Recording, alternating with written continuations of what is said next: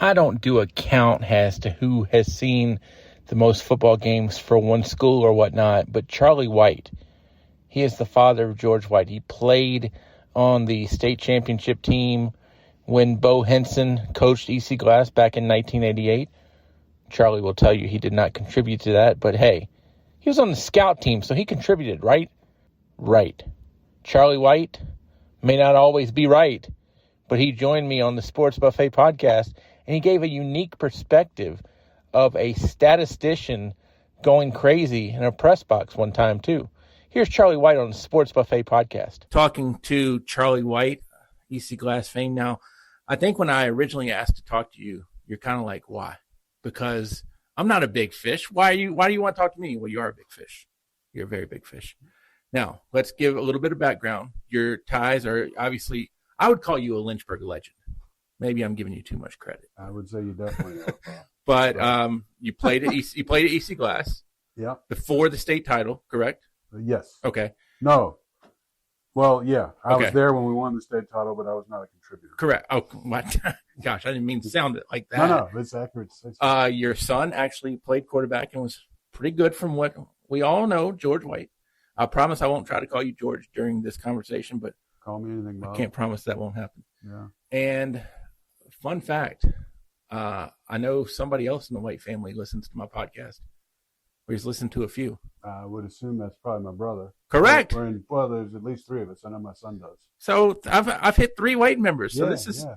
Well, we all appreciate the attention you bring to young people in high school sports because it impacted all of our lives in a big way. And we think it's great to make a big deal out of young people doing great things. Now, serious question. Why did you really think I wanted to talk to you for I have a feeling it seemed to me you had a spurt there where you had particular interest in the history of the Glass football program. I have interest in that. And you were doing a little bit of journalistic investigation with me on some names, I think. So, a little. I don't know if I would ever call myself journalistic in that regard, but I definitely appreciate that. Sure. Okay. Obviously, the EC Glass Heritage rivalry, and we'll talk about your playing days, and we'll talk about being a dad too. When did you know that you were going to be an athlete, or was it kind of just expected back in that time? Well, I never felt much like an athlete naturally. I was lucky. Well, a couple things. One, I do think it was more or less expected that you at least play something. I was lucky that, as I mentioned earlier, I've got an older brother. He was 5 years older. He was, by the time I really started paying attention, he was entering the Glass football program, and where he played for Bo Henson. And I grew up, my parents both went to Glass. We grew up on Friday nights at City Stadium. And then was lucky enough to play youth league football for, at the time, was the Paul Monroe Raiders. It was very much of a neighborhood-based rec league. And my coach was Robin Wood, who happened to be my godfather, but is also the grandfather of some names that local high school fans would know, like Sackett Wood and Eli Wood, who were some really good football players for Glass. But he introduced the game to me in a way that for the first time made me believe that I could be good at something athletically. Growing up, who were your kind of sports heroes that you watched? Locally or professionally? I'm kind of gearing more outside of local. Honestly, growing up, I think Glass football might as well have been the Washington Redskins as far as I was concerned. Friday nights were a big deal. Right. And I remember Cecil Jackson, known more commonly as Sea Dog Jackson, who I think is in the Lynchburg Area Sports Hall of Fame, was just a phenomenal football player. A little bit later, when my brother was playing, Mike Wall was a running back for Glass, who was big time talent. Ended up playing at Norfolk State. Chris Smith was a quarterback. It just for me, it was high school sports figures that I looked up to. And to be honest with you, I wasn't joking when I said it. When I was growing up, going to Glass games, it might as well have been a professional game as far as I was concerned. And I'm going to quote some other interviews, but maybe not exactly. Phil Leffridge, former baseball player, went to Brookfield, basically said, you used to go where the bus stopped, because it's not like, people were going to JF if they lived in Hill City, or so to speak. So you kind of went where the bus stopped, so to speak. And Glass had a great run. Well, in in my case, it was, I went where my parents took me, Right. and they were both class of '58 at Glass. All four of my grandparents went to Glass. I remember my mother introducing me to Vince Bradford at CMT Sporting Goods when I was young, and taking the time to explain to me what a big deal that was that I got to meet Coach Bradford. Yes. Anyway, so I could go on and on about that, but it was really how I was brought up. Oh, you could have gone on and on. I wouldn't have been upset at all. Yeah, sure. So yeah, and my dad actually graduated from Glass, or he went to Glass. I think graduated from Glass. My dad went to Brookville. Okay. My mom went to Rustburg. Yeah. I went to JF. So I'm from a mixed marriage. You've got all the bases covered. Totally. So that's kind of like why I feel like I'm not going to label myself a Lynchburg historian, because that's your job.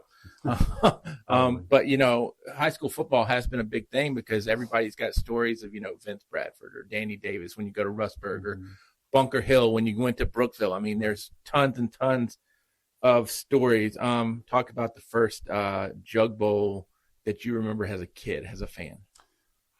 I remember a Jug Bowl, the one I remember the best as far as an early memory would be, my brother was class of '86, and back then, including one year, actually by the time I was playing, Glass and Heritage were playing twice a year.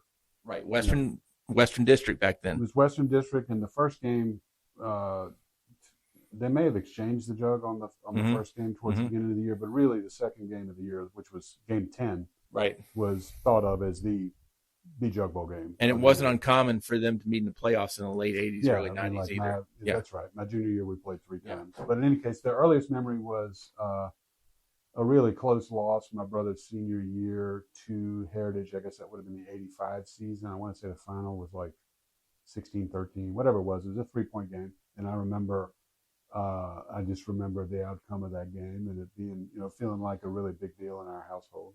And everything was a big deal at City Stadium back in the days when, before everybody kind of, I don't know if it's school pride or what, but City Stadium used to be more packed than what it feels like now. True or false? I think in general, yeah. And I'm not hating on anybody, by the way. Nor are you. No, I mean, I think that's a function of, I've read articles recently about frustrations at the University of Alabama with students leaving the game early. Right. So, I don't know if there's much of it. I do think there's a general trend towards, shorter attention spans. Sure. There is less, although I will say, I think when both teams are really, really good. Right. That 2019 game, I think it was, at City Stadium that Heritage won in overtime, where I think if both teams weren't undefeated, one team had one loss and the other one was something like, I don't know, 7-0 or whatever it was. Heritage won the game in overtime. That was, as far as I'm concerned, that was as big of a crowd at City Stadium as I've seen at any point. Yeah. But in general, crowds aren't quite what they were. Was there a rivalry with GW back as well? In your day, we're talking about your days. Yes. Yeah. Well, you probably remember Eddie Martin was the coach at GW. It was a big time rivalry game. Coach Henson really, in retrospect, Coach Henson appeared to have Coach Martin's number. Right. He really, when a number of times we beat GW where we had the better team, but there were, more than a handful I can think of where Glass beat GW where I'm not sure if we did have the better team. Right. Coach and his staff just did a phenomenal job preparing us. But they made a really big deal of that long-term rivalry.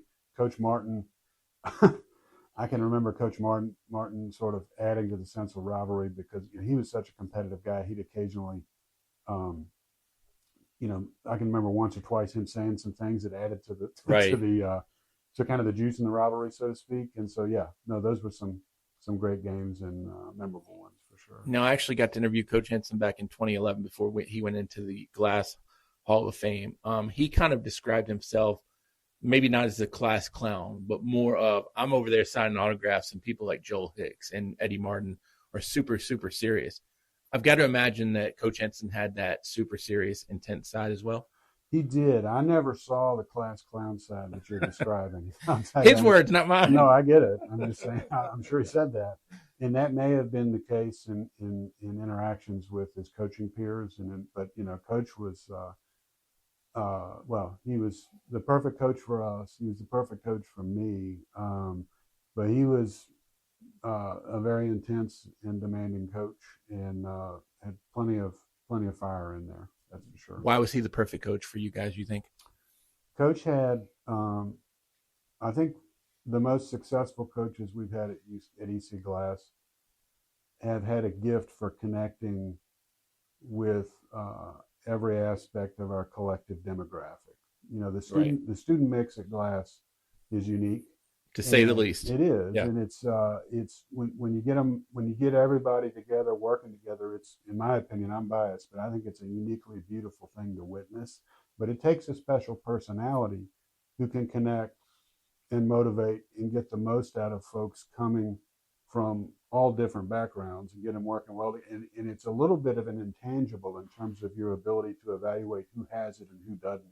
But Bo Henson had it.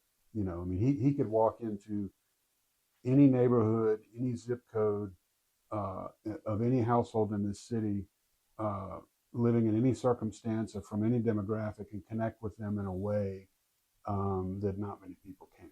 We'll hop around a lot. I know your son was coached by Coach Woody. Yep. How similar are Coach Woody and Coach Henson? They're very different in other respects, but in that on that theme, they were both top 1%ers performance-wise in terms of their ability to connect across the demographic at EC Glass, and get everybody working towards a common goal in a way, and loving on each other in a way that teams have to be successful. Jeff had that very much in common with Coach. Now, I'm hearing relational, and might call him Bo every now and again, Coach Henson and Coach Woody, but I'm also hearing, well, maybe I'm not hearing it, but leadership as well. If you're relational, I don't know if you have to be a leader, but it almost seems like to me you could drop Woody or Henson on Mars, and the little green spacemen are going to follow them.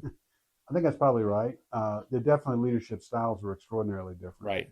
But what was Coach Henson's? But what's that? What was Coach Henson's leadership style? I would just say, I mean, Coach is old school, right? And extreme premium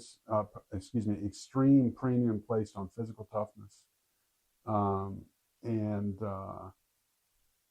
not suggesting, certainly Woody's teams were physical. Sure. His good ones. Sure. Very physical and played very well. I would just say, I spent a fair amount of time before I was done playing for him. Maybe fear is too strong of a term playing for Coach Henson, but there was such a significant level of respect there that I would just assume Coach Henson not talk to me. He was that type of old school player-coach relationship. That wouldn't be true of everybody on the roster, certainly. There were some folks where he had different types of relationships. I think Coach Woody, he's just right out of the gate, so relationally focused that I think he's approachable for everybody at every level of the program, everybody in the building, and doesn't, I think Jeff probably needs to, and normally does, have a heavy on his staff, right? Who can be the bad cop when necessary, right? Whereas Jeff will come back around and pick you up when you need it, and then let whoever the heavy is come and drop the hammer when it's necessary. I think Coach Henson had elements of both, but again, the common theme was that kids would do anything for either one of them, and all the kids would, not just certain kids. Do you feel like you were better mentally as a player or physically as a player? Mentally, definitely. Where did that come from, you feel like? Oh, I don't. It came out of necessity because of my physical deficiencies. Mm-hmm. Quite frankly, if I was going to be successful at a high level of football, I better know the game better than everybody I'm competing with, because I'm not to overplay it, but I'm pretty limited athletically. Right. I didn't play. I played Little League baseball. That didn't last long. Right. Couldn't hit. Couldn't catch. I'd play pickup basketball, and I wouldn't necessarily be the last guy picked, but I'm just telling you, it wasn't a whole lot of inherent. But you're the guy that might see things that other people don't. Well, I don't know. Tried to. Okay. Do you feel like that's the way it was with football? You saw things? Well, worked really hard to put myself in a position. Right. A ton of film study, probably to a degree. I know to a degree that was overkill a lot, but preparation was everything. Now, fortunately, playing on the offensive line, that is such a unique position in terms of the premium. Your best offensive linemen are really technicians. They can make you look real good as a quarterback. Yeah, well, and even the ones that are really gifted athletically, if you're not a great technician, you can't be a great offensive lineman. And so that fit for me. Talk to me about the film study, because it's not a huddle back then. Not trying to make you feel Yeah, no, it old. was cassette tapes. I have recollection of Fred Stanberry was basically, they had this big sort of deck of Mhm. I guess VCRs. Kind of like a rack. Sorry, Yeah, some of these I'm with names, you. Yeah, yeah, some of the terminology escapes me. that's Forgive me. okay. Um, and they were always, dubbing from one tape to the Sure, next to make a couple, so for folks like me who wanted to take it home, sure. I could get Coach Stanberry to make me a couple extra copies. But you're right, it's nothing like now with Huddle and everything else where it's so accessible, and the ability for the whole roster to access game film and review it is just phenomenal. It's probably good that they didn't have that when I was playing because my grades would have suffered. I'd have spent a lot of time on that. How nervous did you get before games? Very, yeah, nauseous. Like, are we going to the trash can hurling? Yeah, I mean, not every game, but Right. not every But I game. mean, normally you got that nervous feel to, like, what? Don't talk to me, or I'm not a goofball, or You what? definitely just wound tight, Okay. and until you got, you've heard guys say it, until you got going with some contact and you Sure. loosened up a little bit. But yeah, no, I remember a very high level of, I mean, anxiety is too strong of a term, but definitely more than butterflies, wound pretty tight. We didn't know what anxiety was back then either. Good point. Yeah. So I mean, Yeah. and with that being said, did you get a lot of concussions? I don't, by the modern day definition, I suppose we all probably did, Right. but I don't remember. I mean, I remember some big collisions certainly and who they were with, but I don't. And it would probably get back in there because I don't want to lose my starting spot. Where a trainer now, and I'm not trying to knock Yeah, it, yeah, no. but the way medicine is now, you're going to be sitting for maybe a series or two. But back then, Yeah. suck it up, White. Yeah, so I can tell you I never came out of the game because of what I thought was Right. in retrospect, would say it was a concussive hit. I will say, do I think we overdiagnose concussions now? I'm not clinically authorized to make that statement. I would guess we probably do, but I think that's a good thing. Right. I'd rather us lean too far in that direction than the other, certainly. It's Yeah. a good thing for the game because otherwise the game wouldn't make it. I feel like when you were probably playing, it was how many fingers am I holding up, and can you read the scoreboard? Yeah, and I guess I was lucky. I was never in a situation where I was even being evaluated. Right. But I mean, if you precondition kids, it's kind of like, you have a big collision, and the question is, hey, is your head hurt? Well, Right. I mean, if they'd ask me that every time, yeah, sure, my head hurts. What the hell you think? You didn't see that? So, so it's all changed. But as I said, I think it's a good thing for the game. More nervous before you played, or more nervous watching George play? Oh, not even close. Much more nervous watching my son play. Nothing. Most nervous, as nervous as I've ever been in my life. More nervous before the game watching George play, or like kind of that first, like, when George gets hit, oh my gosh, is he okay? I wouldn't worry about that so much. Uh-huh. Although his 10th grade year, he absorbed some punishment. No, I mean, I don't want to sound like a bad father. I wasn't worried about injury so much as, I started watching the games from the visitor side because, that position's unique. It was a little bit like, as a parent, it was kind of like, I remember the first time in Little League Baseball, the coach put my son into pitch. And it was so unrelatable to me because I told you, I mean, I was never the guy with the ball. Well, I did have a ball in my hands because I was snapping it. I was a center, but Right. I was never like that guy. Right. It was never like, hey, Charlie, go pitch. Right. Or, hey, Charlie, we take a couple snaps. Let's see how you look at quarterback. It was like, that kid's got bad feet. Let's see if he can become a lineman, right? And so I think the contributions, that you can make as an offensive lineman are some of the best lessons you can learn in life. And it's a truly beautiful thing, and I love it. But in terms of the pressure that comes with that the eyes being on you in that way that they are at that position or pitching or I don't know, whatever some other sports parallels might be, that was a lot for me to absorb just because it was so unrelatable to me through my own experience. So I didn't really know how I would have processed the pressure. And then, you learn pretty quickly when you're, I had a general awareness of it, but when your son moves into that position, you learn pretty quickly that old saying like that the quarterback getting too much credit when things go well and too much blame when Right. things go wrong. That's a real thing. And it is to a degree that I think you don't appreciate if you haven't either been the quarterback or love somebody who is. Brad Bradley always told me two people are going to get the blame: the head coach and the quarterback. That's right. And I think to be successful, as a quarterback, you've got to embrace that in a big way. You've got to know in advance I can think of uh, my son's junior year and his senior year. We played Heritage once each year. Mm-hmm. One game, he broke the school record in passing yardage and threw 5 touchdown passes. Right. The other game, we got shut out and he threw 4 interceptions. Well, it's not the hook and ladder then. No, the hook and ladder game is the first one. Right. But you have the highest of the highs and the lowest of the lows. I can't honestly tell you that I think he played dramatically differently in either one of those games. The game of football. There is such a level of interdependence. You can go out one day and throw 3 50-50 balls down the field. Your receivers win and get in the end zone, and the momentum switches. Bang. Next thing you know, everybody's making plays. You're playing with confidence.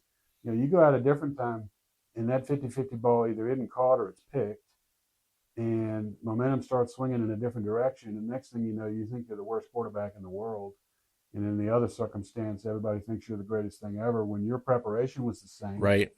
The way you played, obviously the outcomes are different, but I'm not sure the way you played is as different as you feel. Right. And, that's something I think unless you've lived it as a player, you can't fully appreciate it. And certainly unless you've sat in the stands and listened to everybody critique your son, you can't fully appreciate it either. You sat in a safe spot. Yeah, I did eventually. Yeah. It took a minute to get there. That's where we actually met. I won't reveal the safe spot. Yeah. Okay. Just to keep your safe spot safe. Yeah, visitors press box is safe. But when you were a kid, quarterback camps are not in existence like they are now. No, definitely not. How'd you practice? Tire swing? Snap the ball. Well, for long snap, for punt. Mm-hmm. Okay, I was snapping the ball to my mom. She's a famous family story. She caught long snap. She was a pro. She could have been a punter probably by the time it was over. I did attend. George Welch had it wasn't. These days camps are not developmental. College camps are prospect camps. Right. That's what they do. Yep. But when I was coming along, college camps were a thing, but they were truly developmental. So George Welch at the University of Virginia had a great camp. And they would invite your high school coaches to come work the camp. So I, from middle school on up, I spent at least a week every summer at George Welch's camp at UVA, where Coach Henson was working the camp. But Tom O'Brien, who was a longtime offensive line coach and later coordinator, I think under George Welch. I mean, he really, before I got to EC Glass, Tom O'Brien had taught me how to block in the summer from a technique perspective. Mm-hmm. And I remember it very clearly. So, and it wasn't, even with that though, it wasn't anything like the demands that they put on players now at the high school level. Right.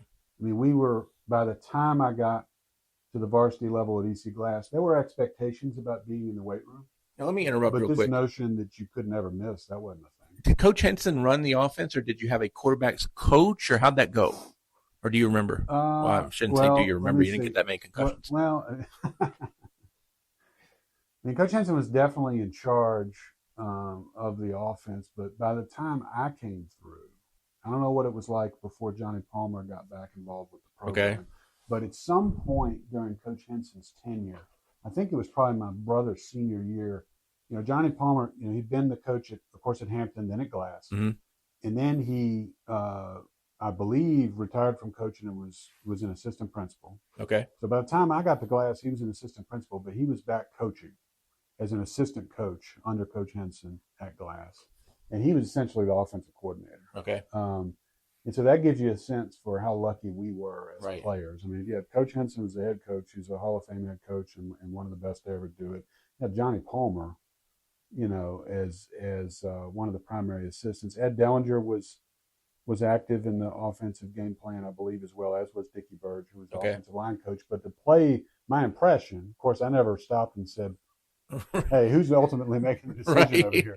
But my impression is that the plays were coming in, at a minimum with an initial call from Coach Palmer that I presume the head coach would have veto authority over. But Coach Palmer was charting the direction offensively by the time I came through. Just looking at EC Glass, oldest school in Lynchburg, and to me, like you look at Jimmy Bryan, legend. Vince Bradford, legend. Johnny Palmer, I'll say legend. Bo Henson, legend. And I'm probably missing people, and we could argue other people are legends, but Jeff Woody wouldn't say he was a legend, but he did say something about your son. Smartest quarterback he's ever coached. Well, that's nice of Jeff. Jeff's been so good to George, and did such a great job for EC Glass. Did so much for so many kids, and we're grateful. But you're right about all those guys you listed as legends, and I feel anybody that's been lucky enough to be part of the EC Glass athletics tradition appreciates all those names. It's a strong Mount Rushmore. Yeah. It's a real strong Mount Rushmore. I mean, in terms of local high school sports, I think we're lucky. We live in an area where it matters in a lot of places. Yep. A lot of schools have a lot to be proud of about their tradition and background. But I think, you said it. It's hard to match that Mount Rushmore in terms of in the local landscape. What made George so smart? It mattered to him a lot. I think one thing that may have contributed to his level of devotion to studying the game is timing, in that COVID hit second semester of his freshman year and heavily impacted his 10th grade year. That 10th grade season. Is that the spring season? Yeah, we were playing. Glass had some games canceled, so they ended up playing 4 games in the spring of his 10th grade year. But they were prolonged periods where, he's starting to get the feeling he may be the guy at quarterback. Sure. And there's literally nothing else that you can do other than work on being a good quarterback. I mean, there's other things you can do, but you're not going to school. Right. You're not, you're doing some online coursework. Your parents are scrambling to try to fill in the gaps to make sure you academically continue. And George is not a slack academically or athletically. No, he's a hard worker to begin with. But I think the COVID context around it, sort of, if you're a young person who's starting to get excited about something, sure, and then the rest of your world gets sort of shut off and you're not able to participate, he just sort of threw himself into it more or less full time. So I think that by the time his junior year came around, and he and Coach Woody developed a stronger and stronger relationship. Coach Woody really appeared to, from afar, really begin to give George a lot of latitude in terms of input into the game plan, and then eventually by his senior year, the ability to audible and make changes in game that I think probably, Coach Woody's so nice to say it that way. I'm sure Coach, he definitely coached a lot of smart football players. Sure. I will say, there have been a gazillion great football players come through EC Glass. I will say George probably worked. It's hard for me to imagine anybody worked harder at it than George did. Right. George old school? I mean, in terms of work ethic, definitely. Could he have played for Coach Henson? Oh, yeah, sure. Okay. No, game was different. Sure. The stars that have to align to have the type of high school experience that my son had. I mean, you had a coach come along who loved throwing the ball. Right.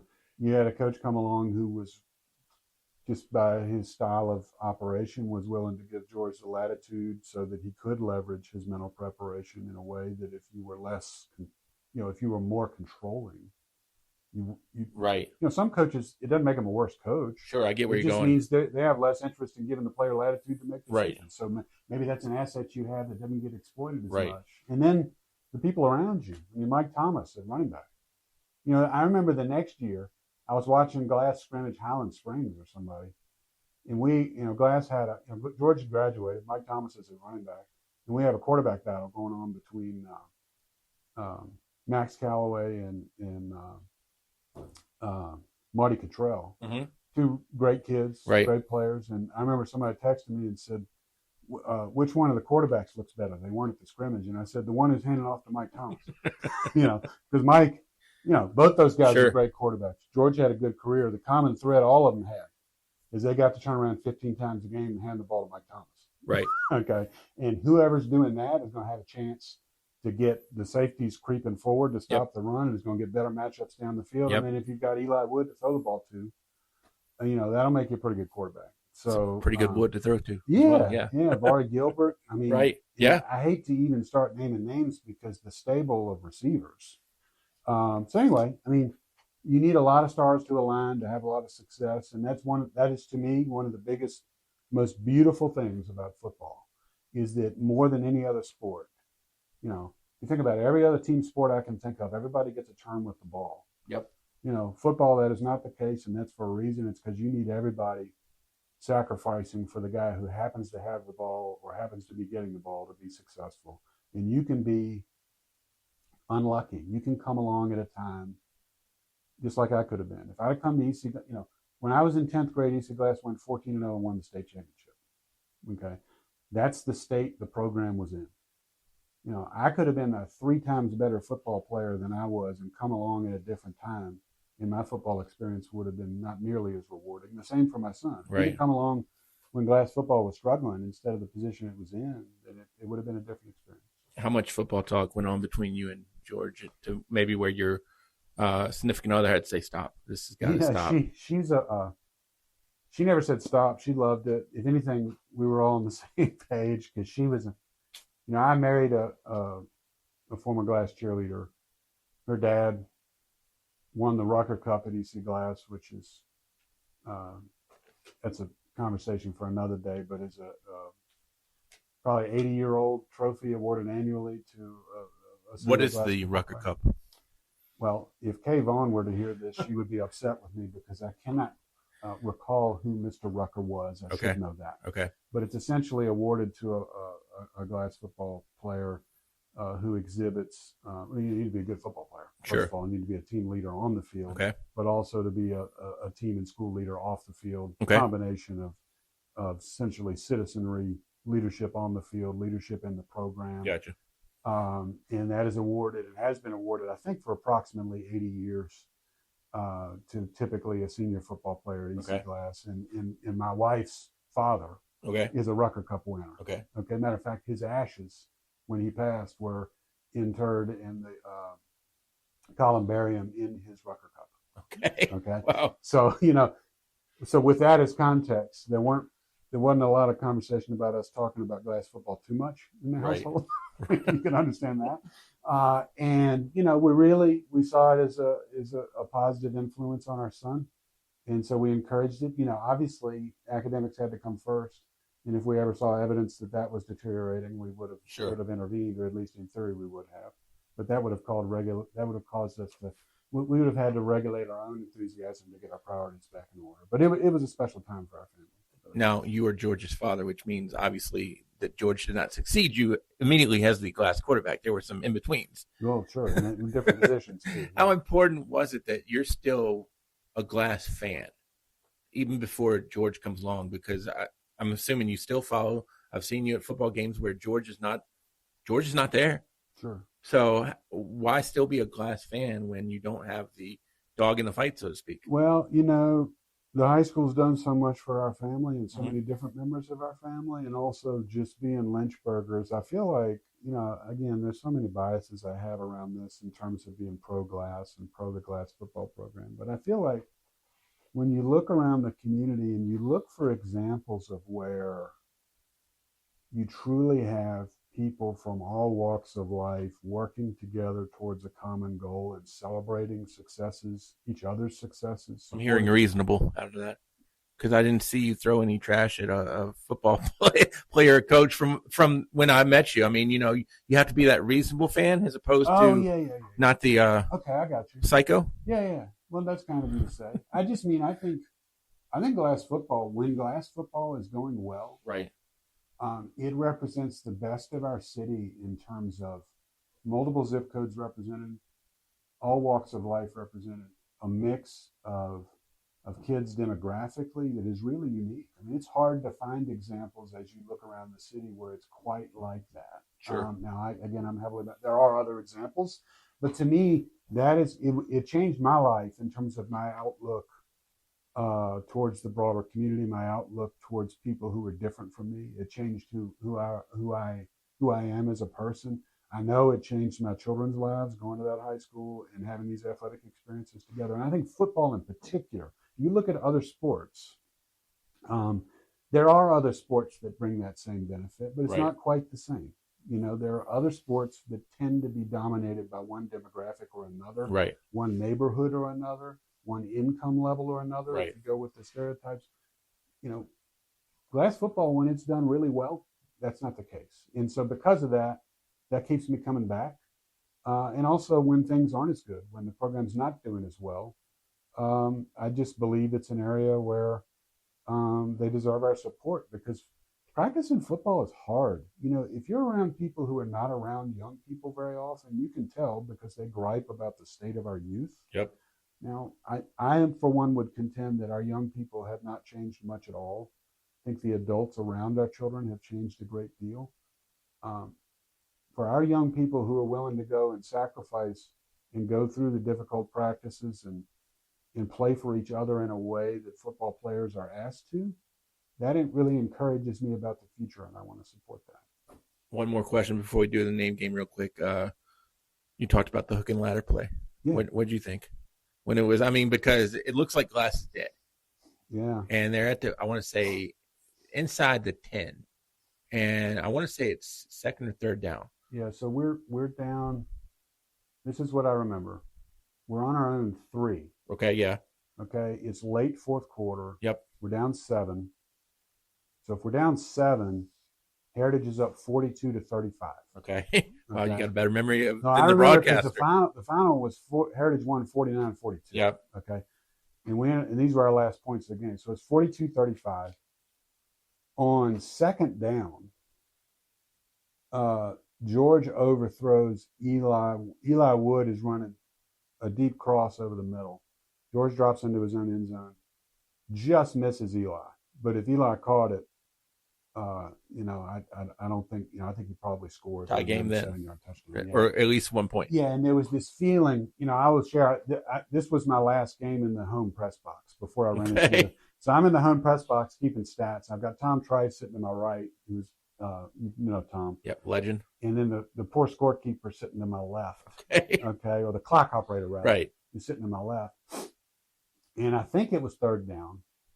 Of course, I'd remembered Woody pulling out the hook and lateral in key moments before, most notably at a game at Jefferson Forest a few years before where he threw the hook was to Sackett Wood and the lateral was to Thomas Patterson, I think, at a key moment. And I guess if you were a longtime Woody observer, I should have seen it coming, but I didn't.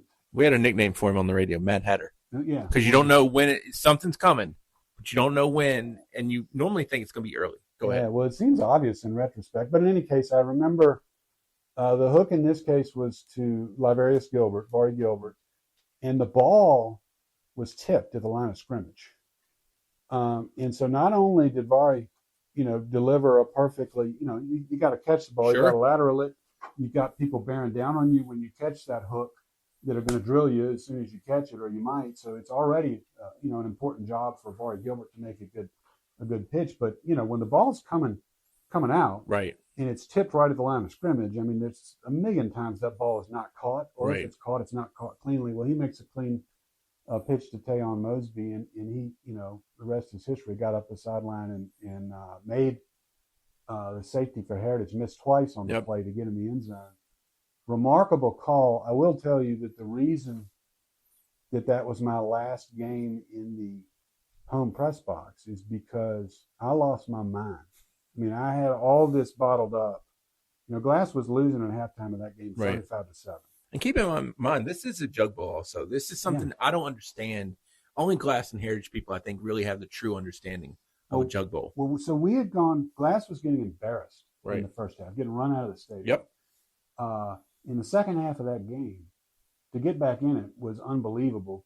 And to pull this play out to tie it up was, at the time, at that moment, was the most remarkable, in terms of any game that I had a personal investment in, was the most amazing thing I'd ever seen. Well, I think I probably blacked out or something because I lost my mind so bad, but I jumped up and I had a water bottle and I screamed something in excitement and threw it so hard into one of those big trash cans in Sure. the corner that, the bottle basically exploded. And so it rained on everybody in the press box.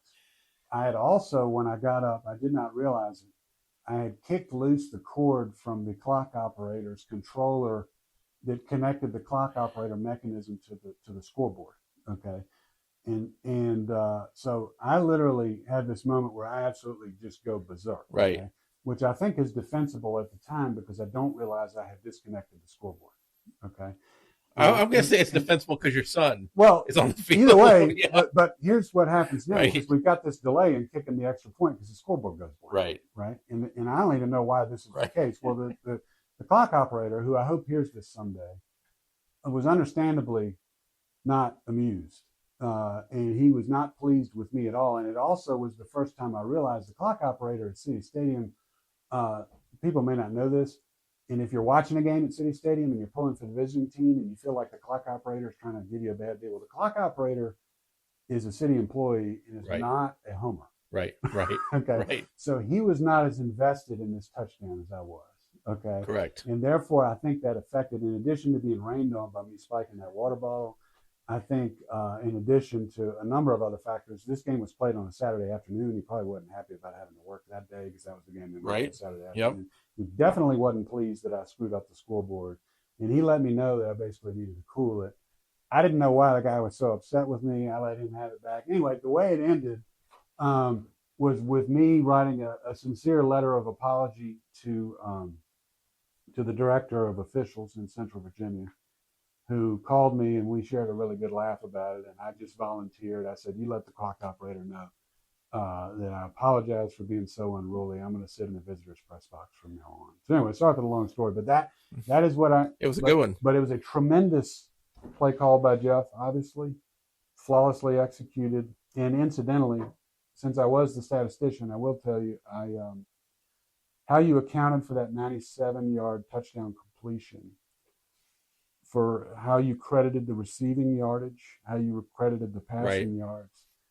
I was in this awkward position because there was this great debate between the News and Advance and a couple of the Glass coaches about how those 97 yards should be recorded. So I ended up emailing Mike McCall with the Virginia High School League to have him give me a determination about how the high school league believes a hook and lateral should be recorded. Right. To make sure I got it right, because once I started totaling up the passing yardage, I realized that 97-yard completion was going to be significant in terms of the yardage total. It ended up being 446 passing yards in that game. So how does the yardage total work out in a hook and lateral? It makes zero sense. All 97 yards go to the quarterback and passing yardage. Okay, that part I guess makes sense because it's a pass play. The passing yardage from the throw to the catch to the hook guy, he gets, the first catch. Okay. Let's say it's a 8-yard curl or whatever the guy's running. He gets an 8-yard reception. Okay. The guy who gets it lateral to gets, under this scenario, the other 89 yards in receiving yards. Don't want to call him a hooker, but only one reception is recorded. So in theory, if you're the guy who catches the lateral and scores, you could have 90 receiving yards and a touchdown on 0 catches. Interesting. Which, of course, how you could accumulate receiving yards on 0 catches. I guess that's how.